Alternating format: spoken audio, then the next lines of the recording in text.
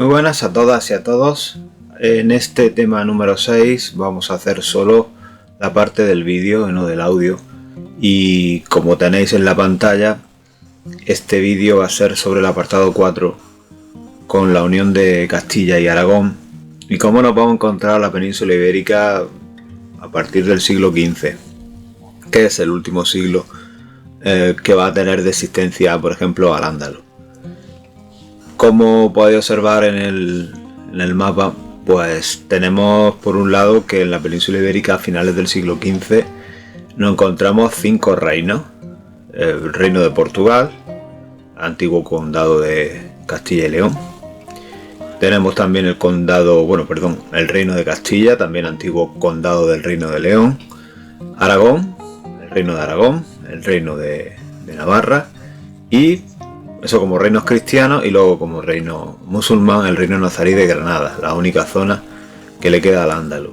En este caso, Castilla, el reino de Castilla o la corona de Castilla, es el reino más extenso, más poblado, 4 millones de habitantes, prácticamente el 80% de los habitantes de la península, que su objetivo en cuanto a la expansión va a ser hacia Granada. Van a ser ellos principalmente los encargados de terminar con Al-Ándalus, de conquistar el reino nazarí de Granada, hacia el norte de África, varias posiciones y varias ciudades en el norte de África, la más conocida en este caso pues Ceuta y Melilla, y su expansión hacia el océano Atlántico, en primer lugar la conquista de la isla Canarias y luego ya más adelante hacia el descubrimiento entre comillas de América.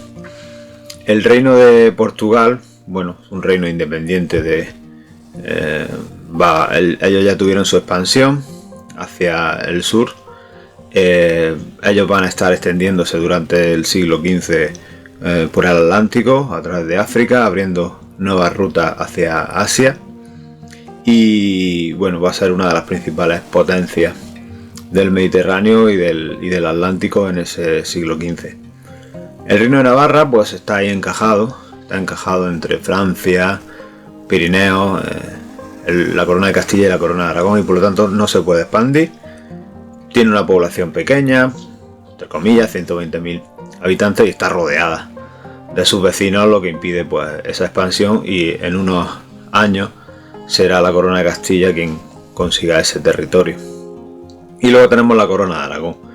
La corona de Aragón con alrededor de 1 millón de habitantes, que intenta mantener su política de expansión, pero al ya no tener zonas de la península donde expandirse, porque llegado a Murcia esa zona se la va a quedar Castilla, pues su idea es expandirse hacia el Mediterráneo, hacia Italia, y bueno, aquí va a tener algunos enfrentamientos con el reino francés.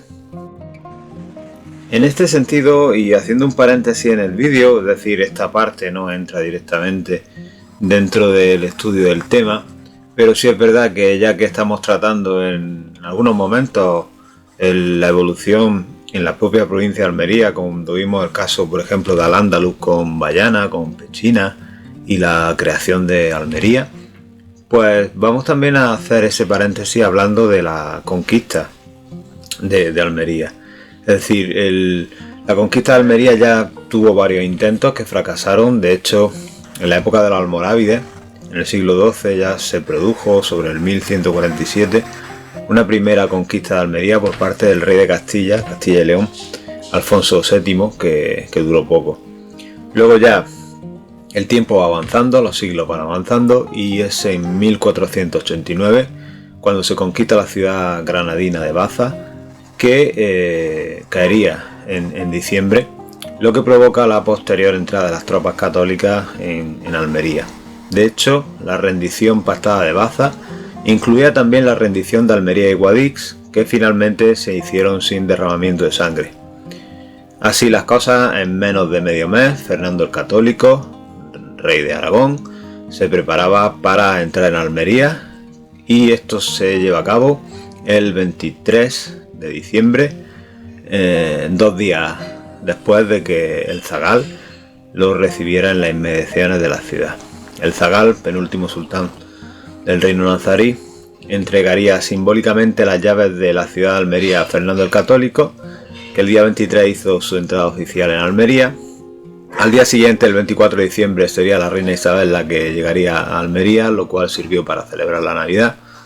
Y ya el día 26 ambos monarcas asistieron a una misa solemne en la mezquita de la Alcazaba, que fue cristianizada para ello, y desde ese momento, el 26 de diciembre de 1489, Almería ya estaría en manos de los reinos de Castilla y Aragón, más concretamente dentro del reino de Castilla. 3 años después, en 1492, se acabaría Al-Ándalus. Siguiendo con el tema, enlazamos ya la unión de Castilla y Aragón. Fernando se convierte en rey de Aragón en 1479 tras la muerte de su padre Juan II. Ese mismo año Isabel vence a su sobrina Juana, hija de su hermano Enrique IV, conocida como Juana la Beltraneja, en una guerra civil que había durado 5 años. Fernando de Aragón e Isabel de Castilla se habían casado 10 años antes, en 1469. La unión de ambos reinos fue tan solo una unión dinástica, una unión matrimonial, no territorial, porque no se fusionaron en un mismo territorio Castilla y Aragón. Castilla y Aragón siguieron manteniendo sus fronteras, sus propias cortes, sus propias leyes, sus propias instituciones, su sistema fiscal e incluso monedas distintas. Isabel reconoció a Fernando como rey de Castilla y de hecho el poder real en Castilla fue ejercido por ambos. Fernando también reconoció a Isabel sus derechos en Aragón. Y en ese reino o corona de Castilla por un lado y Aragón por otro, el ejemplo de las banderas actuales de 4 comunidades autónomas que formaban parte de esa corona de Aragón. Aragón, Cataluña, Valencia y Baleares. Nos fijamos en esas banderas de Aragón, Cataluña, Valencia y Baleares actuales que conservan colores parecidos porque formaban parte de ese mismo reino.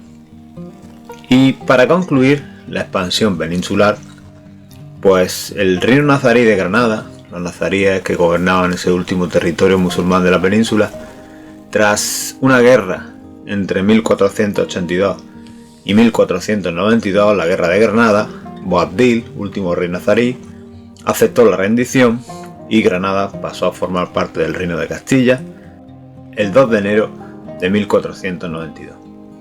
El reino de Navarra, por su parte, andaba en alianza con Francia y Fernando invadió Navarra en 1512 con un ejército de Castilla y en 1515 Navarra quedó incorporada a Castilla, aunque conservó sus fueros, sus leyes y sus instituciones.